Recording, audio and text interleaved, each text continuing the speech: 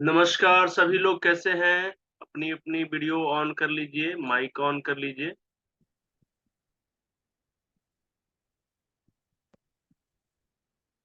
मेरी आवाज़ सभी लोगों को आ रही है? नमस्कार। नमस्कार सर, बढ़िया। नमस्ते सर। नमस्कार सर, नमस्कार। कैसे हैं आप सभी लोग? बढ़िया सर, नमस्ते बढ़िया। सर। नमस्ते सर, बहुत अच्छे हैं हम लोग। बहुत अच्छा होना भी चाहिए, सभी लोगों को नमस्कार, सभी लोग अच्छे रहिए तभी तो मज़ा है ना? नमस्कार नेचर सर। के नेचर के बीच में भी रह के हम भी ठीक ना रहें तो फिर क्या फ़ायदा? चलिए तो आज सभी लोग एक अच्छे से सेशन के लिए आप सभी उपस्थित हो चुके हैं। और जैसे कि आप सभी लोगों को पता है कि आज डॉक्टर सुषमा मैम जो भोपाल से हैं और वहाँ के जो सदर हॉस्पिटल है वहाँ पे मेडिकल ऑफिसर भी हैं और ऑफलाइन क्लासेस तो बहुत हुआ है उनका, लेकिन आज फर्स्ट टाइम हम लोगों के बीच में ऑनलाइन क्लास लेकर आ रही हैं, ठीक है? तो हो सकता है कि आप सभी लोगों को उनका क्लास अच्छा भी लगे, हो सकता है नहीं भी लगे, लेकिन क्लास के बाद अपना फीडबैक ज़रूर दीजिएगा। मैम ने ऐसा मुझे कहा है कि आज मेरा पहला क्लास है, तो मेरा पहला पहला क्लास कैसा आप लोगों को लगा?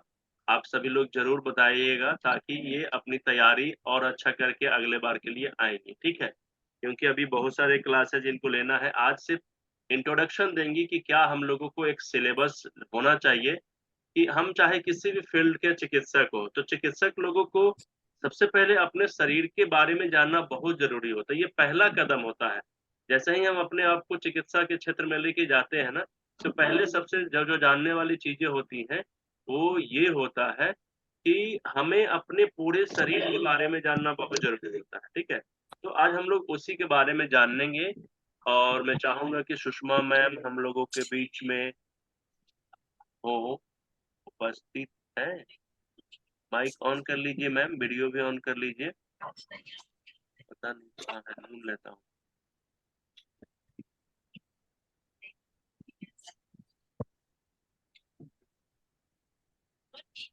जी सर। सर आपको मेरा वीडियो ऑन करना पड़ेगा। आप एक बार वहाँ से रिक्वेस्ट करिए मेरे को, मैं आपको ढूँढ ही नहीं पा रहा हूँ।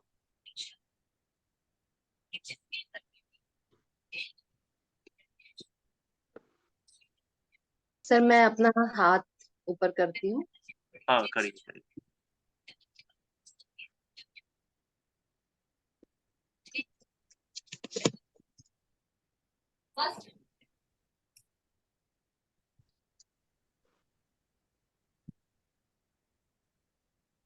आपके पास गया होगा मैम? अ, सर अब मैंने हाथ रेस किया हुआ है, देखिए। हाँ, अभी आया है। आप वीडियो ऑन करिए। जी। ओके मैम, बहुत-बहुत स्वागत है आपका। आप सभी लोग मैम का स्वागत कर सकते हैं। आज बहुत अच्छा क्लास हम लोगों के बीच में लेकर आई हैं और काफ़ी चीज़ हम लोगों को सीखने को मिलेगा। और माइक भी हाँ मैम, चलिए चालू करिए। बाकी आप जी सभी लोग अपने-अपने माइक को म्यूट कर लीजिए, ठीक है? सभी लोग अपने-अपने माइक को म्यूट कर लीजिए ताकि मैम को किसी भी तरीके का दिक्कत ना हो।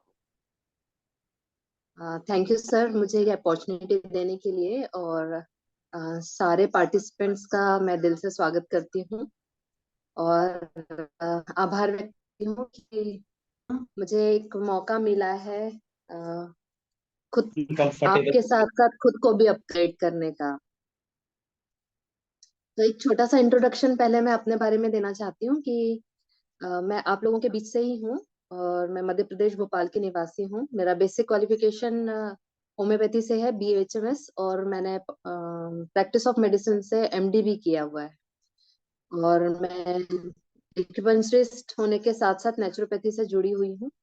तो एक्यूपंक्चर में और नेचुरोपैथी से मेरा 25 इयर्स का एक्सपीरियंस है। तो मैं चाहती हूँ कि जो पढ़ाई हमने की है उससे हर व्यक्ति लाभान्वित हो। और चूंकि आज हम एनाटॉमी और फिजियोलॉजी पर एक छोटा सा इंट्रोडक्टरी लेक्चर लेने वाले हैं ताकि मैं बता सकूं कि एनाटॉमी और फिजियोलॉजी का हमारी हर फील्ड से, मतलब जिस भी पैथी से आप रिलेटेड हैं, चाहे वो एक्यूपंक्चर हो, एक्यूप्रेशर हो, नेचुरो थेरेपी हो, या फिर सुजोक हो,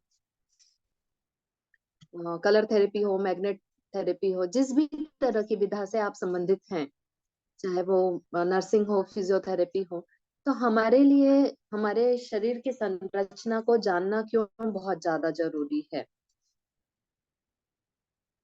तो जैसा कि हम जानते हैं कि एक छोटा सा इंट्रोडक्शन सर ने दिया है कि हमारे शरीर की संरचना, जिसको हम एनाटॉमी कहते हैं, इसमें हम, जैसा कि आप स्क्रीन पर देख रहे होंगे, तो इसमें हम हमारी सारी शरीर के ढांचे से रिलेटेड सारी चीजें स्टडी करते हैं।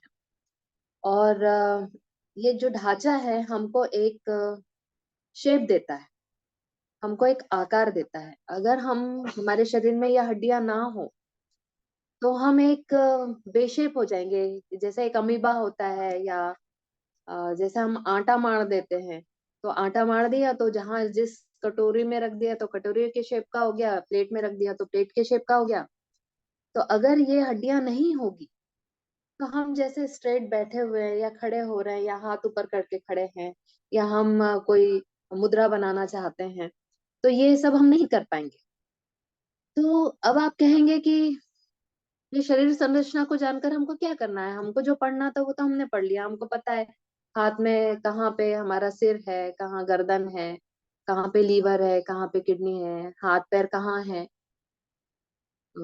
या पैर में हमारे शरीर की कहाँ संरचना कहाँ स्थित है। तो हमको इससे क्या लेना देना है? इसी तरह से जैसे फिजियोलॉजी है, फिजियोलॉजी क्या होता है? फिजियोलॉजी मतलब हमारे शरीर में जितने अंग हैं, जैसे अभी मैं बोल रही हूँ तो मेरी जीभ बोलने में हेल्प कर रही है, मेरे वोकल कॉर्ड्स आवाज निकाल रहे हैं, मेरे फेफड़े हैं जिससे हम सांस ले रहे हैं, लीवर, किडनी, स्प्लीन, हमारे जेनाइटल ऑर्गन्स हो गए, हमारी आंखें, हमारे कान, ये सारे ऑर्गन्स, इनकी स्टडी हमारे लिए क्यों आवश्यक है?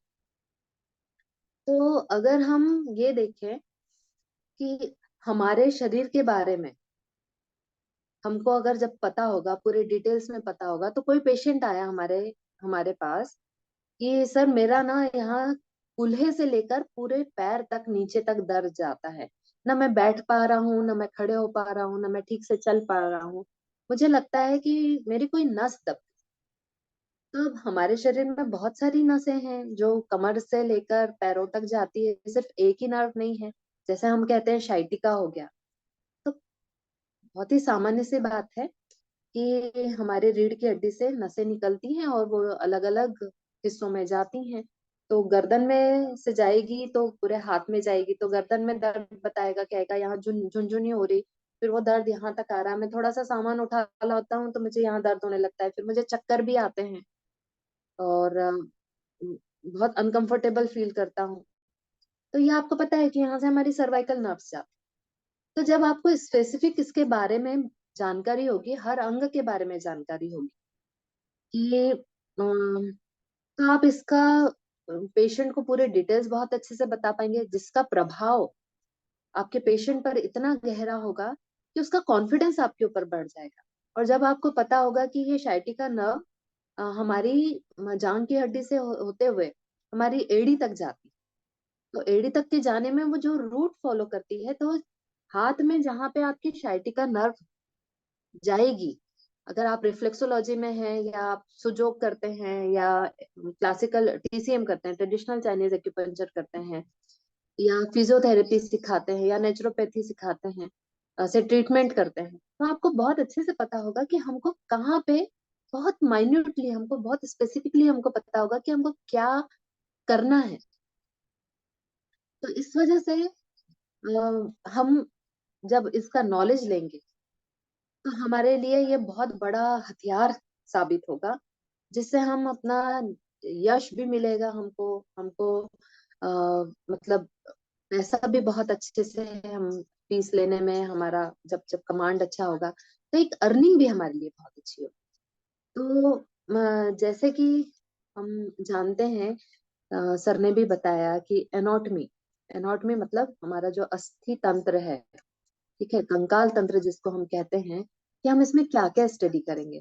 तो आप एक नजर थोड़ा स्क्रीन पर डालिएगा तो मैं आपको बताते चलूंगी कि एक यहाँ एक हड्डी का ढांचा रखा हुआ है, पूरा कंकाल, एक ह्यूमन कंकाल रखा हुआ है, जिसमें सबसे ऊपर लिखा हुआ है, सबसे ऊपर आपको दिख रहा है एक स्कल दिख रहा हुआ है ना। तो उसमें हमको पता चलेगा कि हमको इसमें क्या क्या स्टडी करना है। तो जब हमको स्कल के बारे में पता करना है, तो हमको हमारे वहां पे 2 गड्ढे दिख रहे हैं, जो जिसको ऑर्बिट कहते हैं, आंखों के गड्ढे हैं। यहाँ पे नाक के लिए एक गड्ढा दिख रहा है, फिर दांत दिख रहा है, फिर हमारा नीचे का जबड़ा दिख रहा है। तो इस तरह से हमारा जो स्कल है ना, खोपड़ी की जितनी हड्डियां होती है, तो हम उसकी स्टडी करेंगे। तो हम उसमें स्टडी करने से हमको ये पता चलेगा कि भाई इसमें क्या क्या रहता है, इसमें ब्रेन कैसे प्रोटेक्टेड रहता है।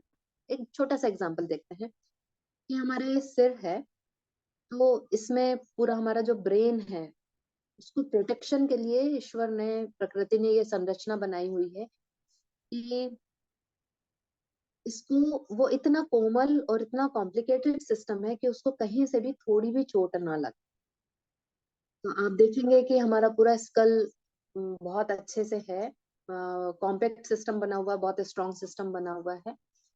तो जब आपने देखा होगा कि एक, अगर आपको बुखार आता है, फीवर आता है, किसी को भी फीवर आता है, तो फीवर अगर 100 से ऊपर जाता है, 101, 102, 103, तो दूसरे दिन आपने देखा होगा कि आपको सिर दर्द महसूस होता है, और आप थोड़ा सा सिर ऐसा हिलाते हैं, तो ऐसा लगता है कि अंदर कुछ हिल रहा है, टकरा रहा है, थोड़ा सा दर्द सा महसूस होता है।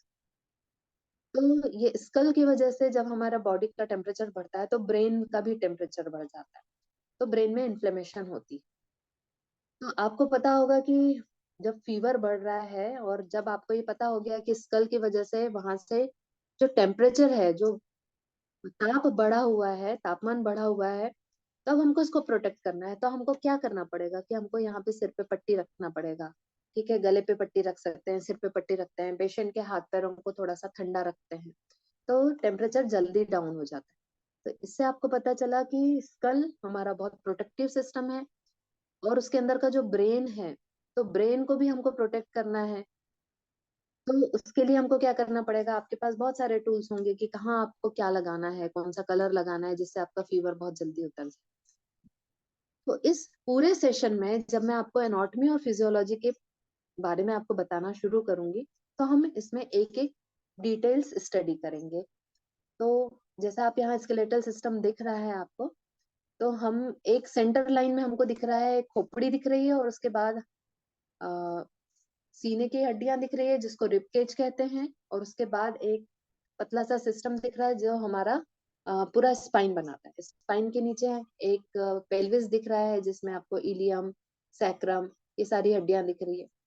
तो ये मेन हमारा एक्सियल स्केलेटन हो गया, और इसके बाद उससे जुड़े हुए, एक्सियल स्केलेटन से जुड़े हुए हमारे हाथ है और पैर है, तो ये एक्सियल स्केलेटन में आता है। तो हम इन सब की स्टडी करेंगे।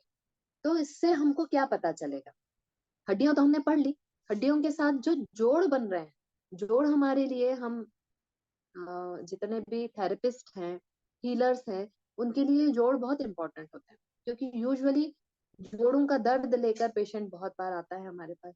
तो सारे जोड़ों के बारे में हम स्टडी करेंगे कि रूमेटाइड आर्थराइटिस में क्या होता है, ऑस्टियो आर्थराइटिस में क्या होता है, रूमेटिक फीवर हो गया, तो हमको क्या क्या चीजें देखनी पड़ेगी, गठिया हो गया, मतलब गाउट हो गया, तो गाउट में हमको क्या क्या चीजें देखने मिलेंगी। तो मैं आपको सारे डिटेल्स इसमें बताऊंगी कि अगर रूमेटाइड आर्थराइटिस है, तो उसमें हमको क्या लक्षण देखने मिलेंगे, क्या क्या साइंस और सिम्टम देखने मिलेंगे, कहाँ कौन सी गठाने देखने मिलेगी, किस तरह की सिस्ट हम देखेंगे, जिससे हम पेशेंट को पहचान ले, और फिर उसका ट्रीटमेंट हम उस आधार पर करें। तो इस तरह से ये हमारा स्केलेटल सिस्टम हमारे लिए बहुत ज्यादा इम्पोर्टेंट है। तो अ, इसके बाद हम इस पर जो एक मसल्स की लेयर आती है, जो मसल्स आएगी, जितनी भी मांसपेशियां हैं, मांसपेशियों का बहुत बड़ा योगदान रहेगा। तो मांसपेशियों से रिलेटेड हमको अगर पूरा नॉलेज होगा, तो हमको पता रहेगा कि इनको मेंटेन करने के लिए इसमें कौन सा टेंडन है, कौन सा लिगामेंट है, हमको किस चीज पर फोकस करना है। पेशेंट आया है, तो उसकी चाल कैसी है, कहाँ पे स्वेलिंग आ गई है, तो हमको इसकी क्या पहचान है, इससे हम कौन सी डिजीज को हम रिलेट करेंगे। तो जब आपका ये नॉलेज बढ़ जाएगा, तो जैसे पेशेंट आपके पास एंटर होगा तो आपको डायग्नोसिस में बहुत मदद मिलेगी। डायग्नोसिस का मतलब होता है कि आपने पहचान लिया कि इस पेशेंट को रोग क्या है। जब आपको उसके रोग के बारे में पता होगा तो आप एक प्रॉपर प्लान बना पाएंगे कि हाँ आपको इसमें करना क्या क्या है। आपको इसमें, ये डिजीज एक्यूट डिजीज है कि अचानक से तुरंत आई है और तुरंत आई हुई डिजीज है तो तुरंत चली जाएगी। क्रॉनिक है मतलब लंबे समय तक है, लंबे समय के लिए, तो आपको पेशेंट के लिए ट्रीटमेंट प्लान करने में बहुत मदद मिल जाएगी। और आपको बताना आसान होगा कि जब आपको पूरा डायग्नोसिस पता होगा कि ये इसमें है, तो आप उसकी दिनचर्या, आपको उसकी एक्सरसाइज, उसका खान पान, ये सारा आपको बताना होगा ताकि आप उस पेशेंट को पूरा हैंडल कर पाए। इसके बाद हम आते हैं कि इसी से स्केलेटल सिस्टम से आप जब स्क्रीन पर देख रहे हैं तो यहाँ पे आपको पूरा हमारी खोपड़ी दिख रही है जिसको हम स्कल कहते हैं। तो उसमें कौन सी हड्डियां हैं, उसके नीचे पेल्विस और लोअर लिम्ब दिख रहा है, तो हमको इसका पूरा नॉलेज मिल जाएगा। फिर पैर की हड्डी दिख रही है और आपको हाथ की हड्डियां नजर आ रही। तो हाथ की जब हड्डियां हमको दिखती है, यहाँ पे पूरी जितने ये सारे जोड़ है ये हमारे लिए बहुत ज्यादा इम्पोर्टेंट है। इनसे हम काफी कुछ चीजें समझ सकते हैं। इसके इसके बाद हम पढ़ेंगे, जब ये सारा पढ़कर हम हो जाएगा, हम बहुत ही शॉर्ट में आपको ये सारी सब चीजें बताऊंगी जब, तो कुछ कुछ छोटी छोटी ट्रिक्स भी मैं बताऊंगी कि आपको इसको कैसे याद रखना है, कैसे पहचानना है, ताकि आप हमेशा इसको याद रख पाए कि आपको बहुत ज्यादा मेहनत करने की जरूरत नहीं पड़ेगी। इसके बाद आप देख रहे हैं नेक्स्ट स्लाइड मैंने लगाया है आपका मस्कुलर सिस्टम का।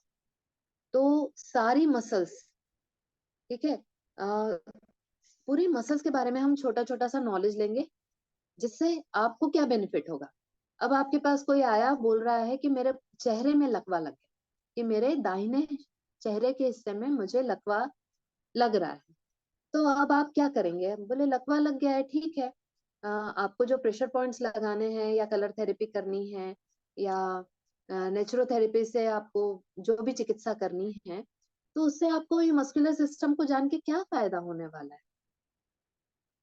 तो जब आपके पास आया है कि यहाँ पे फेस पे पैरालिसिस लेकर आया, तो आपको पता चलेगा कि यहाँ से उसका लार गिर रही है, आंख थोड़ी बारीक हो गई है, उसकी जबान लड़खड़ा रही है, वो ठीक से बोल नहीं पा रहा है या चीजें निगल नहीं पा रहा है। तो आपको समझ में आएगा कि कौन सी मसल्स पर इफेक्ट पड़ा है, जिससे आपका पेशेंट पर क्या क्या इफेक्ट हुआ। तो जब ये मसल्स के बारे में आपको पता लगेगा तो आपको पता लगेगा ये मसल्स को कहाँ, बेसिकली प्रॉब्लम कहाँ हुई है, जो इस फेस के किस हिस्से में ये हुआ। तो जब फेशियल पैरालिसिस होता है तो हमारी फेशियल नर्व, जो 7वें नंबर की हमारी क्रेनियल नर्व होती है, वो उसका इन्वॉल्वमेंट हो जाता है, उसको प्रॉपर सप्लाई नहीं मिलती, तो इसका जो फोकस पॉइंट होता है वो हमारे ब्रेन में होता है। तो जब हम नर्वस सिस्टम से उसको कोरिलेट करेंगे तो हमको पूरी जानकारी हो जाएगी। तो एक छोटा सा एग्जांपल, आपके अंगूठे पे आप ट्रीटमेंट करते हैं तो आपको पता होगा कि कौन सा चैनल कहाँ से चल रहा है, तो हमारी नर्व्स को कौन सा इफेक्ट पड़ेगा। तो हम इस बहुत माइन्यूटली इस अंगूठे पे हमारे ब्रेन वाले हिस्से में आपके पॉइंट्स लगाने में आपको हेल्प मिलेगी। जहां तक मैं समझ पा रही हूँ कि हमारे बीच आप सब यही सारे पेशेंट्स डील करते होंगे कि मतलब लकवा लग गया है, या शरीर के बाएं हिस्से में लकवा लग गया है, या दाहिने हिस्से में लकवा लग गया है, या इस हिस्से में दर्द है या स्वेलिंग आ गई है। तो जब तक हम एनाटॉमी के साथ फिजियोलॉजी, फिजियोलॉजी मतलब हमारे शरीर के अंदर जितने अंग हैं वो किस तरह से काम करते हैं, वो किन सेल्स से बने हुए हैं, उसमें कौन से टिश्यूज हैं, वो कौन से एंजाइम सिक्रेट करते हैं, कौन से हार्मोन्स निकालते हैं, या उनका काम क्या है। अब जैसे हम कहते हैं कि हमारा मुंह, ठीक है, हमारी ओरल कैविटी, हमारे मुंह में सबसे पहले हमारे लिप्स दिखते हैं, फिर उसके बाद हमारे दांत है, जीभ है, मसूड़े हैं, और कुछ ग्रंथियां, जैसे यहाँ पे पैरोटिड ग्लैंड्स होती हैं, यहाँ पे सबलिंगुअल ग्लैंड्स होती हैं, उनकी ओपनिंग होती है। तो ये जो ग्रंथियां हैं जो लार सिक्रेट करती है, जो उस लार में बहुत सारे एंजाइम्स होते हैं, जो बेसिक प्राइमरी एंजाइम्स होते हैं जो हमारे मुंह से डाइजेशन को स्टार्ट करता है। तो लार का बहुत बड़ा इंपॉर्टेंस है। जैसे ही हम खाना खाते हैं तो लार है हमारे खाने को पतला बना देती है, और उसमें सलाइवरी एंजाइम्स मिलाती हैं, तो जिससे जो प्राइमरी मतलब कहना चाहिए जो कार्बोहाइड्रेट हमने खाया उसका विघटन हमारे मुंह से ही स्टार्ट हो जाता है। फिर हमारी जीभ पर जितनी भी सलाइवरी टेस्ट बर्ड्स है तो वो हमको बताती है कि हमने तीखा खाया, मीठा खाया, या हमने नमकीन खाया। और साथ में हमारी जो टंग की मसल्स होती हैं वो खाने को अंदर डालने में भी हमारी बहुत मदद करती है। तो कभी कभी जीभ पर भी लकवा लग जाता है, तो मुंह में जीभ पर छाले आ जाते हैं। तो ये सब क्यों होता है? फिर उसके बाद हमारा फूड पाइप आता है जिसको हम इसोफेगस कहते हैं। उसके बाद पहुंचता है वो खाना स्टमक में। तो जब हमारे स्टमक में हमको पता चलेगा कि खाना पहुंच गया, तो हमारा स्टमक क्या क्या काम करता है, तो स्टमक से रिलेटेड हम सारी चीजें बहुत अच्छे से स्टडी करेंगे। तो जैसे जैसे ये हम गहराई में उतरते चलेंगे तो हमारा नॉलेज परफेक्ट होते चले जाएगा। तो आप नेक्स्ट स्लाइड में देख रहे हैं, नेक्स्ट स्लाइड मैंने लगाई है आपके लिए ब्रेन की। तो जैसा कि मैंने बताया अभी कि अगर किसी को चेहरे का लकवा लग गया है तो हम यहाँ पे ब्रेन के डिफरेंट पार्ट्स पढ़ेंगे। उसमें अलग अलग छोटे छोटे फोकस पॉइंट्स होते हैं। उन ऑर्गन्स के बारे में हमको पता चलेगा, तो आपको पहचानने में बहुत आसानी हो जाएगी। बहुत इम्प्रेसिव हो जाएगा आपका पेशेंट से इंटरेक्शन। जब आप पेशेंट से बात करेंगे तो पेशेंट को आपका वेटेज समझ में आएगा कि आपकी पकड़ कितनी बढ़िया है। तो हम कैसे चुनते हैं डॉक्टर? हम अगर हमारी पेट की कोई समस्या आती है तो हम क्या कहते हैं कि यार हमको तो ना एक किसी मतलब जनरल फिजिशियन के पास नहीं जाना है, हमको पेट वाले डॉक्टर के पास जाना है। तो हमको पता चलता है कि अरे वो डॉक्टर बहुत अच्छा है, उनकी पकड़ बहुत अच्छी है, जैसे ही जाते हैं तो पेट को पता चल जाता है। इसी तरह से जब हार्ट की प्रॉब्लम होती है या कहना चाहिए डायबिटीज है, या कहना चाहिए हड्डियों से रिलेटेड है कि फ्रैक्चर हो गया, तो आपके शहर में कोई नामी ऑर्थोपेडिक सर्जन होगा जिसके बारे में आपको पता होगा कि नहीं नहीं ये डॉक्टर बहुत अच्छा है, इनका इलाज बहुत अच्छा है। तो क्यों अच्छा है भाई? उसको नॉलेज बहुत अच्छी है ना। इसीलिए तो हम इतने सारे डॉक्टर्स के बाद होने के बावजूद भी हम उस पर्टिकुलर डॉक्टर के पास जा रहे हैं। तो इसी तरह से जैसे हमको बहुत अच्छा नॉलेज हो जाएगा, क्योंकि आप ये मानकर चलिए आपके पास वो विधा है, वो पावर है कि जब एलोपैथी से पेशेंट थक जाता है, उसको कहीं से रिजल्ट्स नहीं मिलता, तो तब वो हमारे पास नेचुरोपैथी से रिलेटेड सारे हम ही को खोजता हुआ आता है। तो आप ये मत सोचिए कि हम बहुत ही छोटे मोटे हैं या हम उनके सामने कहीं नहीं लगते, ऐसा बिल्कुल नहीं है। तो ये जो हमारा नॉलेज है, आप लोगों ने जितना पकड़ बनाई हुई है उसके साथ अगर आपको ये नॉलेज हो जाएगा तो आपका कमांड बहुत बढ़िया हो जाएगा। नेक्स्ट मैंने स्लाइड लगाई है आप लोगों के लिए हमारे लंग्स की। तो आप देख रहे होंगे कि कितना गूढ़ सिस्टम है हमारे फेफड़ों का। आप देखिए, सबसे पहले हमारी त्वचा होगी, फिर उसके ऊपर कुछ मसल्स होती है, फिर उसके बाद हमारी मतलब पसलियां होती हैं। पसलियों के बाद और कवरिंग के अंदर हमारे लंग्स छुपे हुए हैं। तो लंग्स में भी आप देखेंगे कि कितना सिस्टम है। नाक से लेकर ये सिस्टम ट्रेकिया आता है, ट्रेकिया फिर दो भागों में बंटता है, फिर वो हमारे फेफड़ों में खुलता है। फेफड़ों में भी छोटे छोटे पेड़ जैसा सिस्टम होता है, जैसे पेड़ की शाखाएं होती है वैसे ही हमारे फेफड़ों में भी ब्रांचेस चलती हैं और अलग अलग गुब्बारे जैसे लोब्स होते हैं। और उसके बाद वो छोटे छोटे छोटे बैलून्स में जाके आपको दिख रहा होगा एक सर्कल में एल्वियोलस लिखा है वहां पे। तो वो एल्वियोलस ही वो एक इम्पोर्टेंट इकाई होती है या पार्ट होता है जहां से आपने जो सांस ली है वो आपके जितनी रक्त वाहिनियां हैं, ब्लड वेसल्स हैं, उनके कांटेक्ट में ऐसे चिपक कर चलते हैं। ऐसे बीच में दो लेयर ऐसे चलती है, ऐसे दो लेयर चलती है, इनके बीच में हवा में से ऑक्सीजन अंदर आ जाती है और जो कार्बन डाइऑक्साइड हमारे शरीर में बनी हुई होती है सारी प्रोसेसेस के बाद, वो कार्बन डाइऑक्साइड आपके वापस फेफड़ों में पहुंच जाती है। तो यहाँ पे हम कहते हैं परफ्यूजन हुआ, मतलब कार्बन डाइऑक्साइड बाहर निकल गई और ऑक्सीजन अंदर आ गई। तो इस तरह से हमारे फेफड़े बहुत कॉम्प्लेक्स सिस्टम है और इससे रिलेटेड जितनी भी बीमारियां आपको देखने मिलती है उन सब के बारे में मैं आपको बताऊंगी। ये बहुत इंटरेस्टिंग होने वाला है क्योंकि आपको पता चलेगा कि अस्थमा में, ब्रोंकाइटिस में, ब्रोंकिएक्टिस में बहुत छोटा छोटा सा अंतर होता है, पर पेशेंट बहुत तकलीफ में रहता है। तो अस्थमा भी कई तरह का होता है कि एक इंट्रिंसिक अस्थमा हो गया, एक एक्सट्रिंसिक अस्थमा हो गया, कुछ हेरिडिटरी होता है, कुछ मौसम परिवर्तन पर होता है। फिर ब्रोंकिएक्टिस हो गया, या जो मजदूर हैं जो खदान में काम कर रहे हैं या रोड पर काम करते हैं, तो उनकी जो लंग्स में जो धूल जाती है, या जो कहना चाहिए जो क्रॉनिक स्मोकर्स होते हैं जो बीड़ी सिगरेट बहुत ज्यादा पीते हैं, तो उनको कौन सी बीमारियां होती हैं, तो उनसे रिलेटेड सारी चीजें हम पढ़ेंगे। उसके बाद मैंने स्लाइड्स आपके लिए लगाई है हार्ट की। तो हार्ट के बारे में तो सबको पता होता है कि एक हमारे मुट्ठी के बराबर का एक अंग होता है, कि बहुत ज्यादा इम्पोर्टेंट रोल प्ले करता है। हार्ट से ही सारे बॉडी में पूरा ब्लड सप्लाई होती है। तो जो लंग्स हमारी खून में जो ऑक्सीजन डाल देते हैं, तो वो ऑक्सीजनेटेड ब्लड कहलाता है। और ये ऑक्सीजनेटेड ब्लड हमारा हार्ट ही पूरी बॉडी में उस खून को पहुंचाता है। तो उससे जितनी भी हार्ट के 4 चैम्बर होते हैं और उनसे उसमें कुछ वॉल्स होते हैं, और उनसे जब धमनियां निकलती हैं, आर्च ऑफ एओर्टा कहलाती है। तो वो सबसे पहले हमारा हार्ट से सबसे पास होता है हमारा ब्रेन। तो वो वहां पे हार्ट से सीधा ब्रेन, सबसे पहले ब्रेन में ब्लड पहुंचता है, फिर पूरी दूसरी आर्च ऑफ एओर्टा वो पूरी बॉडी को ब्लड सप्लाई पहुंचाता है। तो इससे रिलेटेड हम कुछ चीजें स्टडी करेंगे। तो यह हमारे लिए बहुत काम का साबित हो सकता है। उसके बाद नेक्स्ट स्लाइड है डाइजेस्टिव सिस्टम की।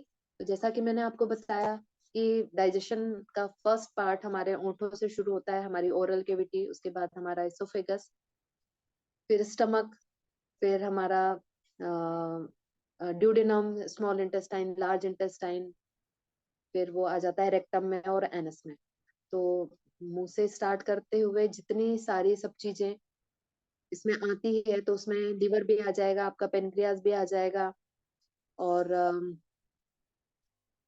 जितना भी है ना इसमें इसमें जो एंडोक्राइन पार्ट है वो भी हम स्टडी करेंगे। और जो आते हैं, आंतों का क्या काम है, वहां से रिलेटेड हमको क्या क्या परेशानी होती है, वो सब हम स्टडी करेंगे। चाहे उसमें पाइल्स आ जाए, या कहना चाहिए कि गॉल ब्लैडर के स्टोन हो जाए, या हमारी कहना चाहिए पाचन शक्ति हो जाए।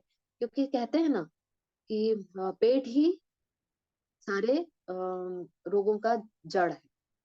तो हम पेट को कैसे आराम दें, हमारे डाइजेस्टिव सिस्टम को कैसे साफ करें, हमारे लीवर को कैसे डिटॉक्स करेंगे, हमारे पेनक्रियास को कैसे हेल्दी रखेंगे, ये सारा सब कुछ हम इसमें जानेंगे। इससे रिलेटेड जितनी बीमारियां हैं, तो जब हम इसके बारे में जानने लगेंगे ना, तो आपके लिए मतलब पेशेंट को डील करना बहुत इजी हो जाएगा। उसको उसको ठीक करना बहुत आसान हो जाएगा आपके लिए। अभी भी आप बहुत अच्छे से करते हैं, इसका मुझे एहसास है। पर जहां तक मैं समझती हूँ कि जब हमारे को किसी भी सिस्टम का पूरा डिटेल नॉलेज होता है, तो हम और निखरते चलते हैं। तो नेक्स्ट मैंने लगाया है स्लाइड पे, आप देख रहे होंगे फेस बना हुआ है, उसमें ब्रेन भी दिख रहा है, उसमें आंख भी दिख रही है, आपका नाक का भी हिस्सा है, जीभ का कट सेक्शन दिख रहा है आपको। तो ये भी हमारे लिए बहुत इम्पोर्टेंट रहेगा।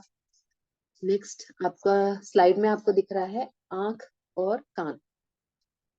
तो आंख से रिलेटेड जितनी भी बीमारियां हैं, चाहे वो नियर विजन प्रॉब्लम हो या डिस्टेंट विजन प्रॉब्लम हो, चाहे आपको कैटरेक्ट हो गया हो, कंजंक्टिवाइटिस है, गोहरी हो जाती है जिसको हम स्टाई कहते हैं, और जैसे जैसे एजिंग होती है तो एज से रिलेटेड भी कुछ सारी प्रॉब्लम आने लगती है। तो इसके बारे में हम स्टडी करेंगे। कान भी बहुत इम्पोर्टेंट स्ट्रक्चर है। ये हमको सुनने के अलावा हमारे बॉडी में बैलेंस सिस्टम को बनाता है। आपने देखा होगा कि कई बार पेशेंट आपके पास कंप्लेंट लेके आता है कि कॉन्स्टेंटली मेरे कान में ऐसी मधुमक्खी के भिनभिनाने की आवाज आ रही है, और जैसे ही मैं गर्दन ऐसे करता हूँ या करवट लेता हूँ तो मुझे पूरी सब चीजें घूमती, पूरी दुनिया घूमती हुई नजर आती है, या मैं बहुत ज्यादा घूमता हूँ। तो इसमें कुछ नलियां होती हैं, हड्डियां होती हैं, जो हमारे इसमें हमारे बॉडी का बैलेंस मेंटेन करने में बहुत मदद करती है। सिर्फ हमारे हाथ पैर से ही हमारा बैलेंस नहीं होता, कान का ही सिस्टम ईश्वर ने ऐसा बनाया है कि कान भी हमारे बॉडी की पोजीशन को रिकॉग्नाइज करता है और बैलेंस बनाने में हेल्प करता है। नेक्स्ट स्लाइड में आप देख रहे हैं जीभ की स्लाइड है, टंग का। तो इसमें पहले टंग के पार्ट्स बता दिए हैं, और इसमें कौन सी टेस्ट बर्ड्स हैं उनके बारे में बताया है। तो एक टंग डायग्नोसिस भी बहुत इंपॉर्टेंट चीज होती है, जब मैं टंग पढ़ाऊंगी आपको। तो टंग से हम डिजीज को कैसे डायग्नोस करते हैं हमारे टीसीएम पार्ट से, वो भी एक छोटा सा इसमें हम सीखेंगे, समझेंगे। नेक्स्ट स्लाइड में मैंने दिखाया आपको यहाँ पे स्किन और हेयर। तो जैसा कि आप जानते हैं कि हमारे पास स्किन से रिलेटेड काफी सारे कंप्लेंट्स लेकर, रोगों को लेकर हमारे पास पेशेंट्स आते हैं। उसमें एक्जिमा और दांत खाज, खुजली और ये सारी कंप्लेंट्स, कभी कभी अल्सर्स हो जाते हैं, मस्से हो जाते हैं, वार्ड्स हो जाते, कॉर्न हो जाते हैं, जो पैरों में चाइयां हो जाती है ना, ऐसे वो हाथों में भी होती है। तो बालों के कई सारे रोग हम सीखेंगे इसमें, जब हमको इसके बारे में सारा सब कुछ पता होगा कि स्किन में कितने हिस्से होते हैं, है ना, उसके कितनी लेयर्स होती हैं और इनका क्या क्या काम होता है, हमको इसमें क्या क्या साइंस देखने मिलते हैं। जैसे हम एक्जिमा पढ़ते हैं या सोराइसिस पढ़ते हैं, तो सोराइसिस को एक्जिमा से कैसे डिफरेंशिएट करेंगे। तो उसमें कुछ साइंस हम बहुत इंपॉर्टेंट होते हैं। जैसे ही आप किसी कोई पेशेंट आएगा, उसको अगर गौर से देखेंगे या मैग्नीफाइंग ग्लास से देखेंगे तो आपको समझ में आ जाएगा। तो ये डिफरेंशिएटिंग साइंस हैं, कुछ सिम्टम्स हैं, और इसके कारण क्या क्या है, कि क्यों होता है, और हमको इसको ठीक करने के लिए क्या क्या चीजें करनी पड़ेगी, और पेशेंट को क्या क्या इंस्ट्रक्शंस देने पड़ेंगे। ये सब भी हम इसमें समझेंगे और सीखेंगे। उसके बाद आपने देखा है कि यहाँ पे लिखा हुआ है बिलियरी सिस्टम। बिलियरी सिस्टम मतलब इंटेस्टाइन, हमारे डाइजेस्टिव सिस्टम का एक पार्ट हो गया, जिसमें लीवर, गॉल ब्लैडर और हमारा पेनक्रियाज, ये इन्वॉल्व रहता है। तो इसको हम पूरे डिटेल में पढ़ेंगे। जैसा कि हम अभी देख रहे हैं, हम डॉक्टर पिंटू सर से जुड़े हुए हैं, तो सर का मेन फोकस हम देखते हैं कि लिवर डिटॉक्स पर रहता है। तो ये ऑर्गन एक इतना महत्वपूर्ण ऑर्गन है कि पूरे शरीर की सफाई करने में इसका सबसे ज्यादा महत्वपूर्ण इम्पोर्टेंट रोल होता है। तो जब हमको लीवर के बारे में पता होगा, तो हम समझ पाएंगे कि लीवर क्या क्या करता है हमारे शरीर के लिए। लीवर को तो हम कह देते हैं कि सिर्फ पाचन का काम करता है, तो लीवर सिर्फ पाचन का काम नहीं करता। लीवर हमारी इम्यूनिटी को मेंटेन करने में बहुत इंपॉर्टेंट रोल प्ले करता है। लीवर के साथ साथ आपने स्प्लीन का भी रोल समझा होगा, कि स्प्लीन भी हमारी जो तिल्ली जिसको हम कहते हैं, ये भी हमारे इम्यून सिस्टम को बढ़ाती है, पर सबसे ज्यादा इम्पोर्टेंट रोल हमारे लीवर का ही होता है, क्योंकि ये इम्यूनोग्लोबुलिन्स बनाता है। हमारी डब्ल्यूबीसी जो हमारी सैनिक कोशिकाएं होती है ना, जिसको हम डब्ल्यूबीसी कहते हैं, इसमें न्यूट्रोफिल्स, बेसोफिल और मोनोसाइट्स, ये सब चीजें इसमें बनती हैं। तो जैसे, तो कहते हैं कि बोन मेरो में हमारी ब्लड सेल्स बनती हैं, वैसे ही लीवर में और स्किन में भी बनती है। और जितने टॉक्सिन्स बनते हैं उनको न्यूट्रलाइज करने का और उनको डिस्ट्रॉय करने का काम लीवर का होता है। तो लीवर के बाद गॉल ब्लैडर आता है। तो गॉल ब्लैडर की हेल्थ कैसे मेंटेन करना है, गॉल ब्लैडर क्या क्या काम करता है, गॉल ब्लैडर कब हमारे बाइल जूस को सीक्रेट करता है, और इसमें स्टोन क्यों बन जाते हैं, स्टोन कितने तरह के होते हैं, तो हमको कैसे पता चलेगा कि किस तरह का स्टोन है। तो हमको पता, जब जब हमको पता होगा कि ये स्टोन ऑक्जेलिक एसिड के स्टोन है या सिंपल कैल्शियम के स्टोन है, तो जब हमको ये पता होगा तो हमको हमारी हमारे दायरा हमको पता रहेगा कि हम कहाँ तक किस किस वैरायटी का ये है, तो हम इसको ठीक कर सकते हैं या नहीं कर सकते, क्योंकि कुछ स्टोन सॉफ्ट होते हैं जो हमारी दवाइयों से या हमारी थेरेपी से डिसॉल्व हो जाते हैं, टूट जाते हैं और निकल जाते हैं। कुछ ऐसे बहुत ही अड़ियल टाइप के हार्ड होते हैं जो नहीं निकल पाते हैं। फिर हमारा पेनक्रियाज जो कि बहुत महत्वपूर्ण ऑर्गन है। डायबिटीज की समस्या आज के समय में बहुत आम है। छोटे छोटे बच्चों को भी डायबिटीज हो जाती है। इवन जिनको फैमिली में हिस्ट्री नहीं होती डायबिटीज की, उनमें भी अगर महिला है तो उनकी प्रेगनेंसी के समय में उनको डायबिटीज हो जाती है। तो हम कैसे समझेंगे कि डायबिटीज क्या होती है, कितने टाइप की होती है, क्यों हो जाती है, उसका मैनेजमेंट क्या करना है, हमको उसको क्या क्या चीजें हमको ऑब्जर्व करना है, ये सारी सब चीजों के बारे में हम यहाँ पे पूरे अच्छे से स्टडी करें। इसके बाद आप देख रहे हैं रीनल सिस्टम, मतलब हमारा उत्सर्जन तंत्र, जिसको हम एक्सक्रीटरी सिस्टम कहते हैं। तो इसमें हमारी किडनी आ जाती है। किडनी से निकलने वाला यूरेटर कहलाता है। यूरेटर फिर हमारे गॉल यूरिनरी ब्लेडर में खुलता है। ब्लेडर से फिर वो यूरेथ्रा के थ्रू बाहर हमारा यूरिन को पास करने में हेल्प करता है। तो आप देख रहे हैं ये बहुत बहुत ही ज्यादा कॉम्प्लिकेटेड सिस्टम है। तो किडनी का काम हम देखेंगे कि किडनी क्या क्या काम करती है, उसका स्ट्रक्चर क्या क्या होता है। तो किडनी का काम क्या है कि जितना हमने खाया, जितना पिया, उसके बाद जितना वेस्ट प्रोडक्ट बना, जितनी गंदगी निकली, उसको किडनी बाहर निकाल देती है। तो हमको तो ये एक फंक्शन पता है। तो क्या हमको ये पता है कि किडनी हमारे ब्लड प्रेशर को मेंटेन करने में मदद करती है? किडनी कुछ हार्मोन सिक्रेट करती है जो कैल्शियम मेटाबॉलिज्म में, मतलब कैल्शियम के एब्जॉर्प्शन में महत्वपूर्ण भूमिका निभाती है, जिसकी वजह से हमारी थायराइड, हमारा ब्लड प्रेशर, हमारी बोन्स की हेल्थ, ये सब पर इफेक्ट पड़ता है। तो आपने देखा होगा कि किडनी, जब कहते हैं ना किडनी खराब हो गई, किडनी खराब हो गई तो पेशेंट डायलिसिस पर। तो जब हमको किडनी के बारे में पता होगा, उसके सारे पूरे छोटे से छोटे डिटेल्स के बारे में पता होगा, तो हम पेशेंट को ठीक करने के साथ साथ उसको एजुकेट भी कर सकते हैं कि उसको, उसकी फैमिली को, कि आगे उसको उसकी किडनी की कैसे केयर करना है ताकि उसकी स्थिति संभली जाए। नेक्स्ट स्लाइड में आप देख रहे हैं हमारा रिप्रोडक्टिव सिस्टम, मतलब हमारी प्रजनन प्रणाली से रिलेटेड। तो आमतौर पर इससे रिलेटेड क्या क्या चीजें हमको देखनी पड़ती है, हमारे पास पेशेंट क्या क्या कंप्लेंट लेके आता है, तो इसके सारे फंक्शंस ये कैसे काम करते हैं, है ना। तो इसमें जो इसका फिजियोलॉजिकल पार्ट है वो तो है ही है, पर इसमें बहुत ज्यादा एंडोक्राइन पार्ट भी हमको देखना पड़ेगा।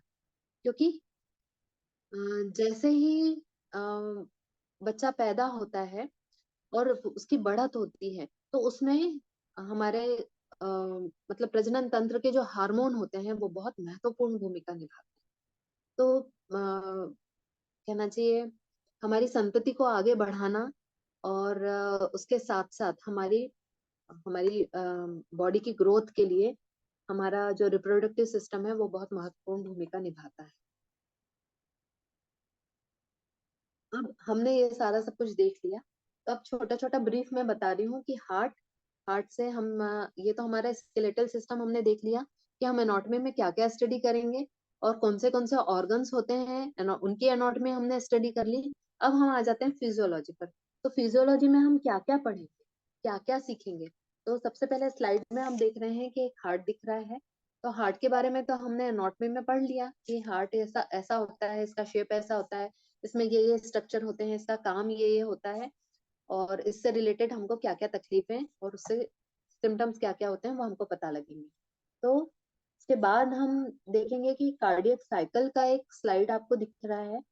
तो हार्ट में जो पंपिंग होती है, हार्ट कैसे काम करता है, कब कब क्या क्या होता है, कब वो हार्ट फेंक रहा है, हार्ट खून का बाहर फेंक रहा है तो कौन सा ऑक्सीजनेटेड ब्लड फेंका, फिर उसके अंदर डीऑक्सीजनेटेड ब्लड आया, तो क्या क्या प्रक्रिया हुई, उसमें कौन सा वाल्व का इन्वॉल्वमेंट हुआ, ये सब आपको यहाँ पे हम सीखेंगे। सॉरी, तो इसमें हम ये भी देखेंगे कि आपके पास कोई पेशेंट आया एक बच्चे को लेकर कि डॉक्टर साहब पता नहीं इसमें क्या प्रॉब्लम है कि जैसे ही ये रोता है तो इसकी सांसें उखड़ने लगती है और इसका शरीर नीला पड़ने लगता है। तो जब आपको पता होगा कि ये सिम्टम आ रहे हैं, तो आपको लग सकता है कि अगर शरीर नीला पड़ रहा है मतलब ऑक्सीजन की कमी हो रही है, तो हो सकता है इसके लंग्स में कुछ प्रॉब्लम हो। पर ये भी तो हो सकता है ना कि उसके हार्ट में कुछ डिफेक्ट हो, कि बाय बर्थ मतलब उसको कंजेनाइटल डिफेक्ट हो, कि उसके जो हार्ट के वॉल्स हैं वही ठीक से नहीं बने। या हो सकता है उस बच्चे को तेज फीवर आया और उस फीवर में उसके जो जॉइंट्स हैं उनमें स्वेलिंग आ गई, और उसके साथ उसके बाद उसके मतलब हार्ट से रिलेटेड प्रॉब्लम आने लगी, कि उसकी बहुत सांस फूलने लगी, वो थोड़ा सा चलता है तो वो थक जाता है। तो आपको जब इसका नॉलेज होगा, इसके वॉल्व का नॉलेज होगा, तो इसके वॉल्व की जो डिजीजेस होती है उससे आपको पता चल जाएगा कि इसके वॉल्व में डिफेक्ट आ, वॉल्व में डिफेक्ट की वजह से ये सब चीजें हैं। तो आपको पेशेंट को बाइफरकेट करने में आसानी हो जाएगी, ताकि आप उसको प्रॉपर कार्डियोलॉजिस्ट के पास बता सकते हैं कि आपको इसको वहां भेजना है। तो आपको पता है कि आपकी लिमिटेशन क्या है, कि ये पेशेंट इसको इसके वॉल्व इन्वॉल्व हो गए हैं, जम गए हैं, या प्रॉपर खुलते नहीं है, या हार्ट का जो पर्दा होता है उसमें छेद है, तो खून आपस में मिक्सिंग हो रही है। तो हमको पता चल जाएगा कि ये सर्जरी का केस है, तो हम उसको सर्जन के पास भेजेंगे। हमारे लिए बहुत आसानी हो जाएगी। अदरवाइज हम कहेंगे कि हाँ हम तो ठीक कर सकते हैं इस पेशेंट को, तो आपके ऊपर क्लेम भी हो सकता है कि आपने समझा ही नहीं और लेट हो गया, तो पेशेंट मतलब कि पेशेंट की स्थिति काफी बिगड़ गई। तो मेरा अनुभव ये कहता है कि मुझे जितनी हेल्प इनके स्टडी से मिली है, तो उससे आप भी बहुत ज्यादा लाभान्वित होंगे। उसके बाद हमने जब लंग्स पढ़े थे तो देखा था कि हमारी नाक के बाद हमारा ट्रैकिया, फिर हमने लंग्स को देखा था। तो रेस्पिरेटरी सिस्टम में आएंगे, तो रेस्पिरेटरी सिस्टम में भी हम बहुत सारी चीजें अच्छे अच्छे से डिटेल्स में पढ़ेंगे। तो मैं यहाँ पे आपको बताऊंगी कि जब रेस्पिरेटरी सिस्टम है, जो हमारी श्वसन प्रणाली है, तो इस पे किन किन चीजों का इफेक्ट होता है और हम कैसे इसको समझकर हमारे स्किल्स को और ज्यादा बढ़ा सकते हैं। नेक्स्ट हमने देखा है कि ये डाइजेस्टिव सिस्टम की स्लाइड आई है आपके पास, तो सारे डिटेल्स हम यहाँ पे स्टडी करेंगे, मैं आपको बता चुकी हूँ इसके लिए। फिर आता है सबसे इम्पोर्टेंट सिस्टम, एंडोक्राइन सिस्टम, हमारा हार्मोन से रिलेटेड सिस्टम। तो आज के समय में हार्मोन हमारे लिए बहुत ज्यादा इम्पोर्टेंट रोल प्ले करते हैं।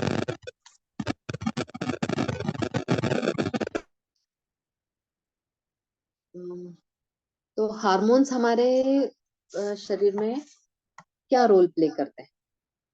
तो सबसे पहले आप देखेंगे कि हमारे ब्रेन में एक पीनियल ग्लैंड होती है, उसके बाद एक पिट्यूटरी ग्लैंड होता है। मैं आपसे रिक्वेस्ट करती हूँ जिसका माइक खुला है प्लीज उसको म्यूट कर लीजिएगा। तो सबसे इम्पोर्टेंट होती है हमारी पिट्यूटरी ग्लैंड। ये बहुत सारे हार्मोन्स को सिक्रेट करती है। और हमारी जो दूसरी ग्रंथियां हैं, जो सबसे पहले आप गले में देखते हैं थायराइड ग्लैंड है, हमारे यहाँ पे पसलियों के वहां रहती है, थाइमस ग्लैंड होती है। फिर हमारी पेनक्रियाज होती है। फिर किडनी के ऊपर कुछ ग्लैंड्स होती हैं जिनको एड्रिनल ग्लैंड्स कहते हैं। फिर मेल्स में टेस्टिस होता है, फीमेल्स में ओवरीज होता है। तो ये सारे हार्मोन्स हमारी बॉडी में होते हैं। तो ये जो ग्रंथियां होती हैं, अगर इनका सिस्टम अगर गड़बड़ा जाता है, तो आपने देखा होगा कि जिनकी थायराइड ग्लैंड गड़बड़ा जाती है, तो ये हार्मोन्स प्रॉपर सिक्रेट नहीं करती, तो उनको कहते हैं ना थायराइड की प्रॉब्लम हो गई। तो कभी अचानक से गर्मी लगती है, बहुत तेज वजन बढ़ने लगता है, पीरियड्स में गड़बड़ी हो जाती है, स्पर्म्स ठीक से नहीं बनते हैं।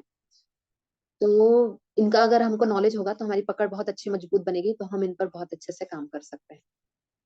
इसी तरह से जब हमने एक्सक्रीटरी सिस्टम देखा था तो एक किडनी देखी थी, और किडनी से रिलेटेड सारी चीजें हम यहाँ पे स्टडी करेंगे कि किडनी में स्टोन्स किस तरह के होते हैं, उनकी स्टडी करेंगे।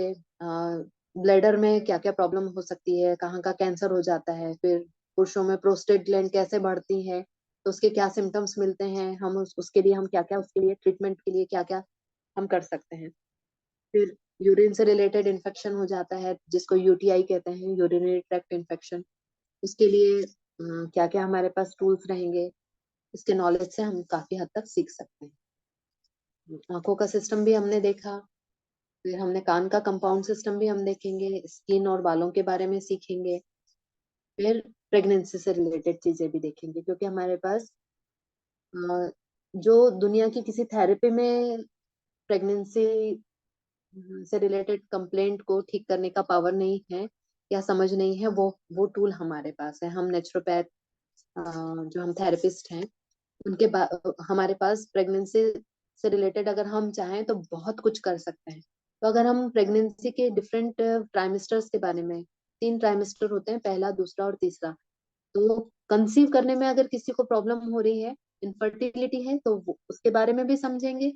प्रेगनेंसी हो जाती है तो क्या क्या समस्याएं आती है, बेबी की ग्रोथ के लिए हम क्या बेनिफिट्स पेशेंट को दे प्रोवाइड कर सकते हैं, तो इन सब के बारे में हम सीखेंगे।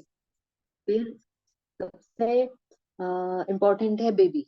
हम सबका ट्रीटमेंट तो कर ही लेते हैं, पर बच्चा चूंकि बोल नहीं पाता, समझा नहीं पाता कि उसको क्या क्या प्रॉब्लम हो रही है, तो जब हम बच्चे के बारे में समझेंगे कि पहले दिन के जब बच्चा माँ के पेट में आता है, तो डे 1 पे हम उसको क्या कहते हैं, फर्टिलाइज्ड ओवम। और उसके बाद हम उसको फीटस कब कहेंगे, न्यूबॉर्न कब कहेंगे, टॉडलर कब कहेंगे, फिर वैस कब कहेंगे।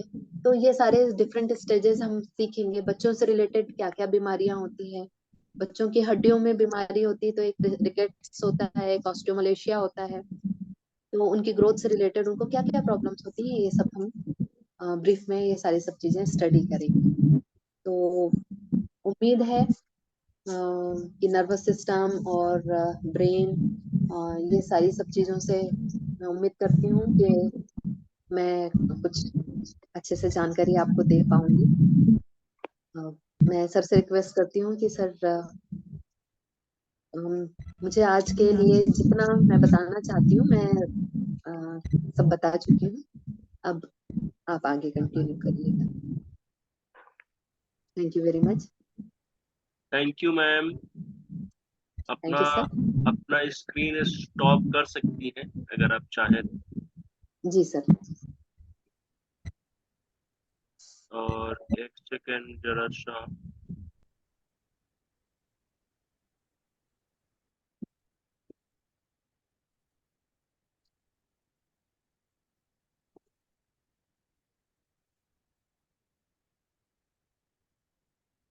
चलिए, तो अच्छा, तो कुछ क्वेश्चन आंसर भी होना चाहिए ना मैम? किसी को कुछ पूछना है? कोई ऐसे व्यक्ति हैं जिनको कुछ जानना हो, समझना हो? आप अपनी माइक ऑन करके पूछ सकते हैं। सुषमा मैम अभी है हम लोगों के बीच में, और अगर किसी भी तरीके का कोई क्वेश्चन आपके मन में आया होगा तो आप जरूर करें। और आज के क्लास आप सभी लोगों को कैसा लगा ये भी जरूर समझिए, या फिर बताइए कि मतलब अपना फीडबैक देकर कि कैसा लगा। दूसरी चीज है कि एनाटॉमी फिजियोलॉजी ये 2 वर्ड हैं, और ये दोनों वर्ड को समझना हम लोगों को बहुत जरूरी है। एक के मैंने फोटो आप लोगों को भेजा होगा, पिक्चर मैंने 1 सप्ताह पहले ही, शायद 4-5 दिन पहले भेजा था, कि एनाटॉमी क्या है, फिजियोलॉजी क्या है। ठीक है, ये दोनों चीजों को समझना बहुत जरूरी, दोनों में बहुत अंतर है। ठीक है, अंतर क्या है इस चीज को समझना पड़ेगा हम लोगों को, और इसको बहुत डीप नॉलेज देने में कम से कम मान के चलिए कि 6 महीने से 1 साल का क्लासेज होते हैं। मैम ने बहुत जल्दी जल्दी इंट्रोडक्शन दिया है, बहुत कुछ अभी छूटा है उसमें। ठीक है, तो उन सब चीजों को हम लोगों को कवर करना होगा, धीरे धीरे चल के हम लोग इसको कवर करेंगे। लेकिन इससे क्या होगा, एक सेकेंड, एक सेकेंड रुक जाइए, मैं क्या करता हूँ।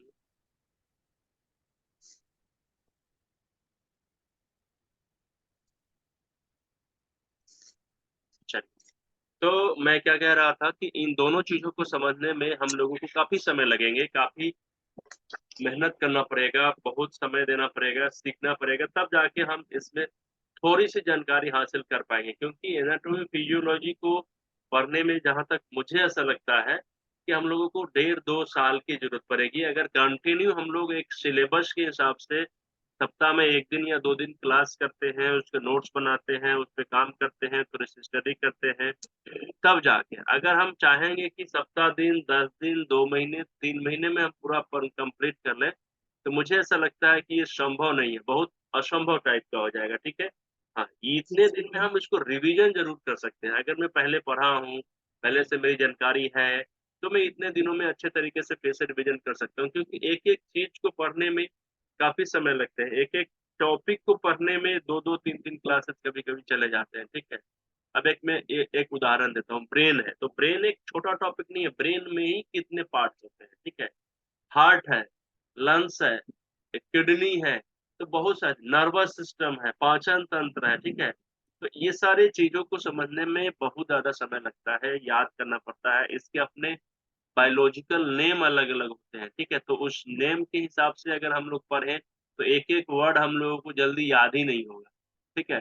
तो याद करने में बहुत ज़्यादा समय लगेगा कि इसको क्या नाम से जानते हैं, किस नाम से जानेंगे। अब जैसे मान लीजिए कि ये हड्डी ही है, तो हम लोग तो जान गए कि ये हड्डी है, हम लोग जॉइंट बोल देते हैं कि first joint, second joint, third joint, ये वाला जॉइंट। लेकिन हर एक जॉइंट का नाम है, ये इस बोन का क्या नाम है, इस बोन का क्या नाम है, यहाँ से यहाँ तक का क्या नाम है, इसको क्या कहते हैं, मतलब हर एक चीज़ को अलग-अलग नाम से जाना जाता है और इसको कंप्लीट करने में थोड़ा-सा समय लग जाता है, ठीक है? तो इस चीज़ के बारे में हम लोग धीरे-धीरे पढ़ेंगे, क्योंकि क्या होता है ना कि पहले बच्चों को ए लिखने के लिए सिखाया जाता है इस तरीके से, और फिर धीरे-धीरे उसको इतना फ़ास्ट कर दिया जाता है कि एकदम स्पीड में बड़े से बड़े मतलब वर्ड्स को अच्छे तरीके से समझ भी पाता है, लिख भी पाता है, ठीक है? तो सुषमा मैम आज डर-डर के पढ़ाई हैं, ऐसा मुझे लग रहा था।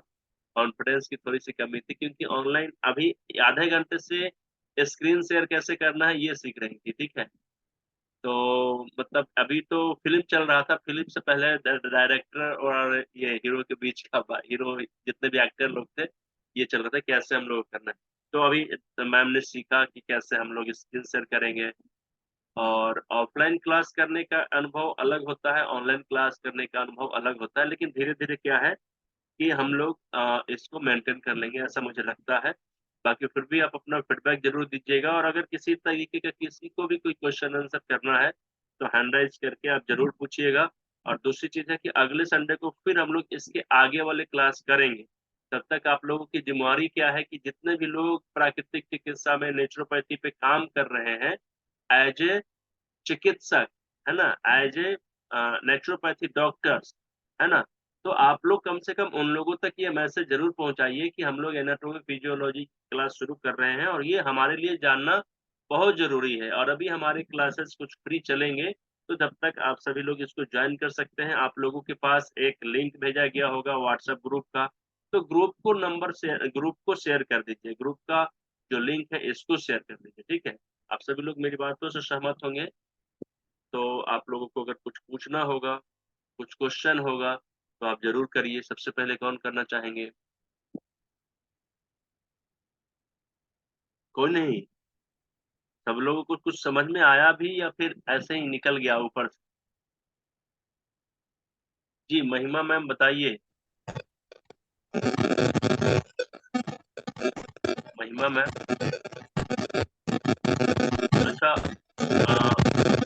आप कुछ बोल रहे हैं सर, बताइए। आपकी माइक से आवाज़ आ रही है। सर लौकिकानंद। Hello sir. जी, बताइए मैम। मुंबई में वापस सर मेरा ये पूछना था कि जैसे आधे सर में सर दर्द होता है। ये एनाटॉमी फिजियोलॉजी वाला कहानी तो नहीं है। Okay sir. ये सर अलग इसमें से सीखेंगे ना हम। सर इसी में इसमें वो भी सीखेंगे कि आधे सिर में दर्द होता है जी ये सर। तो फिजियोलॉजी का पार्ट है। हाँ, ये फिजियोलॉजी का हाँ, पार्ट है सर। कि जब हम ब्रेन के डिफरेंट पार्ट्स देखेंगे ना, तो उसमें मैंने यही बताया कि हमको वहां से पता चलेगा कि ये जो आधा सीसी बोलते हैं या माइग्रेन बोलते हैं, है जी ना, तो उसमें उसकी फिजियोलॉजी क्या होती है, कि वहाँ क्या डिस्टरबेंस हो जाता है जो सिर्फ आधा सिर दर्द होता है। यही तो यस सर। बेनिफिट है सर। हम जब इस स्टडी करेंगे, तो जब जैसे जैसे हमको इसका नॉलेज होना लगेगा ना, तो हमारे लिए बहुत आसान हो जाएगा, हमारी पकड़ बनेगी। तो इसीलिए मैंने स्टार्टिंग में कहा था कि जितना ज्यादा हम अपने शरीर को समझेंगे, जानेंगे, हम एज अ थेरेपिस्ट हमारी कमांड बहुत बढ़ेगी। और कहना चाहिए हमको सक्सेस बहुत आसानी से मिलने लगी। Yes ma'am. देखिए ऐसे मुझे लग रहा था कि महिमा मैम पूछना चाहती हैं कि किसी को सर में दर्द है तो उसको क्या ट्रीटमेंट करेंगे, मुझे ऐसा लग रहा है।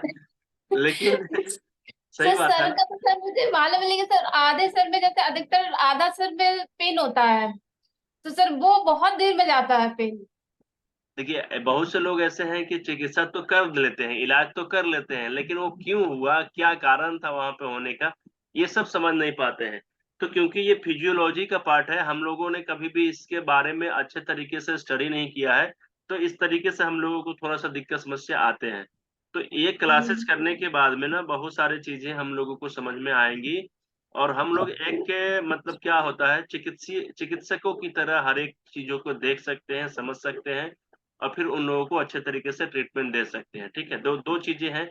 मैंने झांसी में बताया था कि मैं एक हफ्ते का ट्रेनिंग देकर लोगों को ट्रीटमेंट करने के लिए भेज देता हूँ, लेकिन उनको जो ट्रीटमेंट करने के लिए मैं सिखाता हूँ उसको समझने में 2-2.5 साल लग जाते हैं, और तब जाके वो समझते हैं कि मैं ये वाला ट्रीटमेंट किस लिए कर रहा था, क्यों कर रहा था। यहाँ से बता दिया जाता था कि आप यहाँ पे ऐसे ऐसे ट्रीटमेंट करके आइएगा, और वहां से लाभ मिलता था, लेकिन उनको समझ में नहीं आता था कि क्यों हो रहा है। तो क्यों समझने के लिए हम लोग को 2 साल 1.5 साल लग जाता था, जितने भी नए लोग आते हैं। तो सेम उसी तरीके से आप लोगों को धीरे धीरे धीरे धीरे धीरे धीरे सब कुछ समझ में आएगा, लेकिन पढ़ना बहुत जरूरी है। ठीक है, तो अगर आप सभी लोग इसी फील्ड में आना चाहते हैं तो इस पार्ट को थोड़ा सा जरूर ध्यान दीजिए, इस पे आप लोग थोड़ा सा स्टडी करिए, थोड़ा सा नोट्स बनाइए, एक अलग कॉपी बनाइए, उसके एक एक पन्ने को पढ़िए, उसको स्टडी करिए, एक एक फिगर को अच्छे तरीके से समझने की कोशिश करिए। जितना ज़्यादा हो सके, कुछ भी जानेंगे तो हमारे लिए प्लस पॉइंट होगा। ठीक है, थैंक यू सर। और कुछ पूछना चाहेंगे आप लोग? सर मैं इसके बारे में थोड़ा सा और बताना चाहूंगी हाँ बताइए। कि आम आदमी को भी, आम इंसानों को भी शरीर के बारे में नॉलेज होना बहुत ज्यादा जरूरी है। अब आप पूछेंगे कि क्यों क्यों जरूरी है। हमारा शरीर जब सामान्य रूप से हेल्दी अवस्था में जो काम करता है, और जब गड़बड़ी हो जाती है तो जो लक्षण देता है, तो अगर प्रैक्टिकल हमको नॉर्मल फिजियोलॉजी के बारे में पता होगा, हमारी बॉडी की नॉर्मल संरचना, हेल्दी संरचना के बारे में पता होगा, तो हमको समझ में आएगा कि ये कुछ गड़बड़ है, यहाँ पे बीमारी की शुरुआत हो रही है। तो इस स्थिति में क्या होगा कि बीमारी असल रूप तक पहुंचने से पहले ही पकड़ में आ जाएगी, और पकड़ में आने से हमको जो प्रॉब्लम्स आगे चलकर होती है उससे हमको छुटकारा मिल जाएगा। तो इसलिए हर व्यक्ति को नॉर्मल एनाटॉमी फिजियोलॉजी तो पता होनी ही होनी चाहिए। तो उसका बेनिफिट उसको खुद को तो मिलता ही है, ऐसा जनरल इंसानों की तरह, पर अगर वो थेरेपिस्ट है तो वो कई गुना बढ़ जाता है। क्या पेशेंट आया और आपने उसको देखते से ही बता दिया कि अ, मतलब आपको ये चीजों में तकलीफ हो रही है, आप उसकी चाल को देखकर, सिर पर आए पसीने को देखकर, या उसको जीभ को देखकर, या उसके स्किन के कलर को देखकर, जैसे अपन कहते हैं ना कि आंखें पीली दिख रही, कहीं आपको पीलिया तो नहीं हो गया, आम आदमी भी देखकर बता देता है। तो ऐसे और भी शरीर हमारे बताता है, छोटी छोटी से माइन्यूट से चेंजेस से हमको पता चल जाता है कि अब यहाँ गड़बड़ी हो गई। तो वो पकड़ से आप काफी लोगों का उद्धार कर सकते हैं।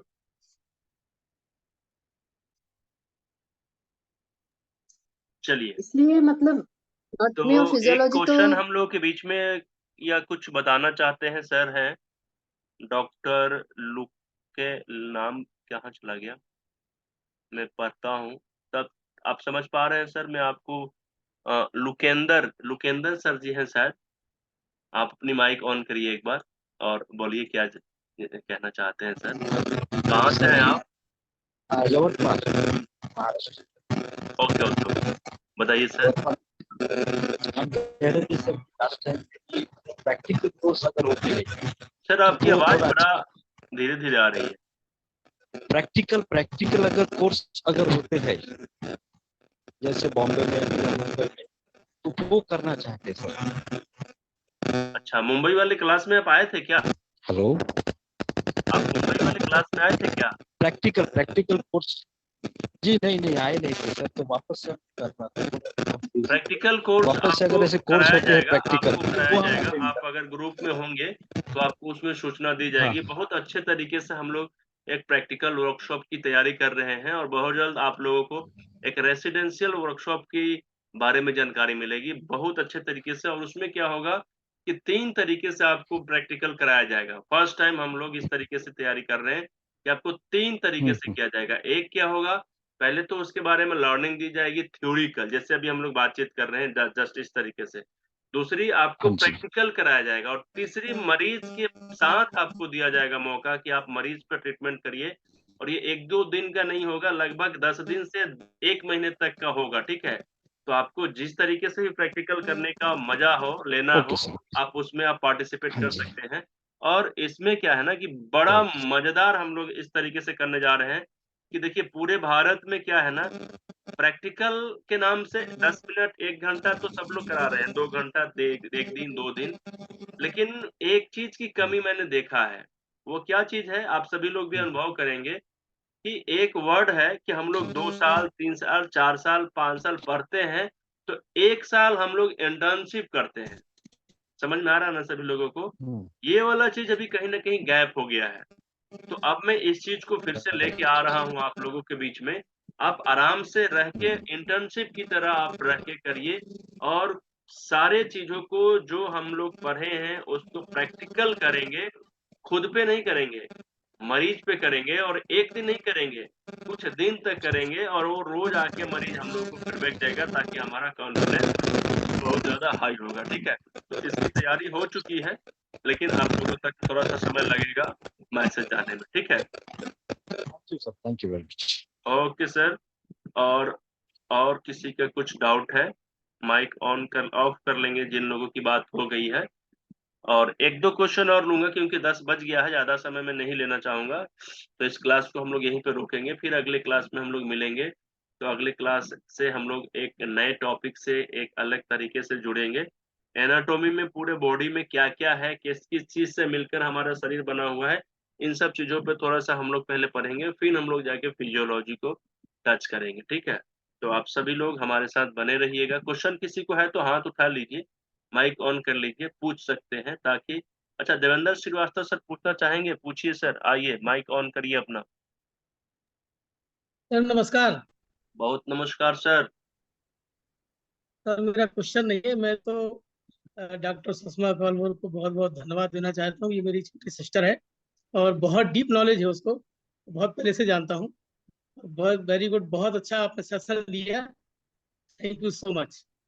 बस मैं धन्यवाद देना चाहता हूँ और आगे हम बिल्कुल तैयार हैं सीखने के लिए। चलिए ठीक है सर, थैंक यू। तो अब हम लोग मुझे लगता है कि क्वेश्चन ज़्यादा लोगों का नहीं है, तो मिलेंगे, क्वेश्चन होगा धीरे-धीरे। आप सभी लोग थोड़ा-सा जब इंटरेस्ट लेंगे, तो आप लोगों के अंदर में क्वेश्चन भी निकलेगा और क्वेश्चन जब आप लोग करेंगे, तो आप लोगों को माध्यम से एक क्वेश्चन से ना सारे लोगों को बेनिफिट्स मिलते हैं। बहुत से लोगों के मन में जैसे मान लीजिए कि एक ही क्वेश्चन 10 लोगों के मन में होता है, तो दसों लोग न पूछें ऐसा ज़रूरी नहीं है। एक लोग भी पूछते हैं, तो दसों लोगों का क्वेश्चन का आंसर मिल जाता है, ठीक है? तो इस तरीके से हम लोग आगे जुड़े रहेंगे और अपनी सबसे ज़्यादा ज़रूरतमंद जो सब्जेक्ट है ना एनाटॉमी फिजियोलॉजी, इस चीज़ को अब हम लोग हैंडओवर कर दिए हैं सुषमा मैम को। अब प्रत्येक संडे को 9 से 10 प्रत्येक संडे को एक भी संडे रुकने वाला नहीं है। मुझे ऐसा लगता है कि ऐसा कुछ भी अनहोनी नहीं होगा कि संडे के दिन हम लोगों का रुकेगा। कुछ ऐसा कार्यक्रम हो गया जो इमरजेंसी वाला तो हो सकता है कि रुके। लेकिन प्रत्येक संडे के दिन संडे को 9 से 10 या 10:10 तक ये क्लास चलेगा और सभी लोगों को इसके बारे में जानकारी दी जाएगी, ठीक है? तब तक आप सभी लोगों का बहुत-बहुत धन्यवाद। फिर मिलते हैं हम लोग अगले class. Thank you very much. Thank you very much sir.